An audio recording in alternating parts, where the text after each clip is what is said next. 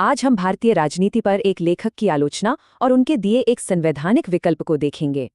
तो बात शुरू होती है अशोक जयंती पर दिखे एक विरोधाभास से।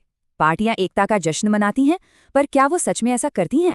देखिए, आदर्श तो है राष्ट्रीय एकता का, पर लेखक के मुताबिक असलियत है राजनीतिक फायदे के लिए किया गया बंटवारा।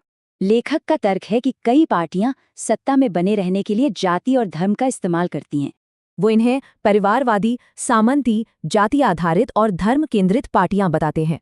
जब पार्टियां सत्ता से बाहर होती हैं तो वो हाशिए पर पड़े समूहों को ऊपर उठाने का वादा करती हैं। लेकिन सत्ता में आते ही लेखक का दावा है कि उन्होंने सिर्फ अपने परिवार और जातियों को ही आगे बढ़ाया। इतना ही नहीं, स्रोत में बड़े पैमाने पर भ्रष्टाचार और सरकारी खजाने की लूट के भी आरोप हैं। तो सवाल ये है कि इसका विकल्प क्या है? चलिए देखते हैं लेखक का नजरिया।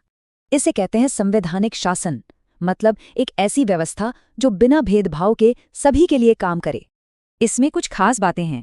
सभी जातियों और धर्मों के लिए काम करना, मौलिक अधिकारों की रक्षा और सद्भाव को बढ़ावा देना।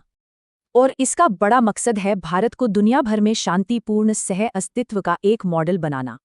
तो इस लक्ष्य तक पहुंचने के लिए लेखक एक खास राजनीतिक समाधान भी बताते हैं। लेखक के मुताबिक सम्यक पार्टी इसी संवैधानिक सोच का प्रतीक है। कहा गया है कि ये पार्टी सिर्फ और सिर्फ संवैधानिक आदर्शों के हिसाब से ही काम करती है। और आखिर में ये सोर्स नागरिकों से एक स्वच्छ और संवैधानिक व्यवस्था बनाने की अपील करता है। तो ये विश्लेषण एक बड़ा सवाल छोड़ जाता है। एक असली संवैधानिक सिस्टम के लिए नेताओं और नागरिकों दोनों से क्या उम्मीदें हैं?